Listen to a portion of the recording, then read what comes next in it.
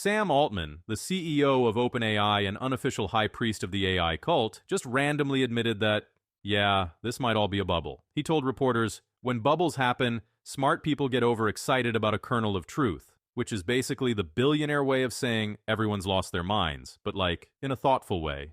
He even compared it to the dot-com bubble, that fun time when the NASDAQ lost almost 80% of its value because it turned out most internet companies were just PowerPoints with mascots. And honestly, he might be right. The US stock market has almost doubled in 5 years, mostly because 10 giant companies promised AI would change literally everything. Altman's raised billions and is already talking about spending trillions on data centers, which is a totally normal thing to say if you're planning to buy a small moon. So here's the real question. If this is a bubble, what did we actually buy? This is where things get weird. Most of the headlines you see about the AI boom aren't about how much value AI has created. They're just about how much the price of a few companies' stocks have gone up, which is kind of like judging the quality of a restaurant by how expensive their forks are. Here's the catch. When a company's market value jumps by hundreds of billions, it doesn't mean that much money magically appeared. It just means the last person to buy the stock paid more than the person before them. It's like if a single banana sells for $10, that doesn't mean all the bananas on Earth are suddenly worth $10. It just means one very confused person is about to have an expensive smoothie. So, if we actually want to know whether this is a bubble, we need to stop looking at stock charts and start counting what's real. The money, the chips, the electricity, the people.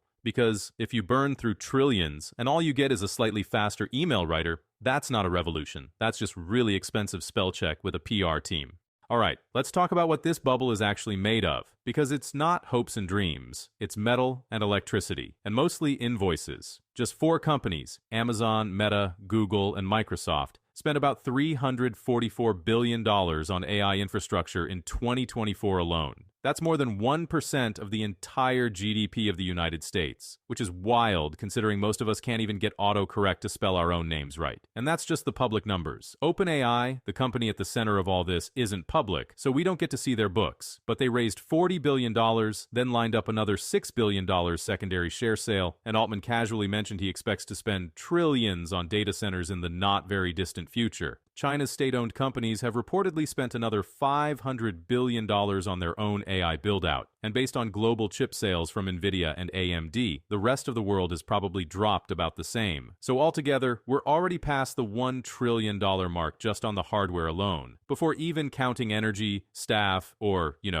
right now, data centers already eat about 1.5% of the world's total electricity, and according to the International Energy Agency, that number could double by 2030 if AI growth keeps going like this. Which is a fun way of saying we might run out of electricity because your chatbot needed to write a limerick about avocados. The United States grid is especially not ready for this. Most of it was built in the 1960s and 70s, and it's running with just 15% reserve capacity. Meanwhile, China, who built their grid way more recently, runs at 100% reserve, meaning they can casually plug in another few million GPUs without blacking out an entire region. And this strain is already showing up on our bills. US electricity prices have nearly doubled in the past 3 years, partly thanks to this AI build-out. That hits every industry, not just tech. Which means when your grocery bill goes up, part of that might actually be your neighbor asking an LLM to write their wedding vows. The Goldman Sachs analysts say new large-scale power capacity in key U.S. markets won't come online until 2028, and data center vacancy rates are already below 3%. So the AI boom is slamming into a literal wall. There's nowhere left to plug it all in.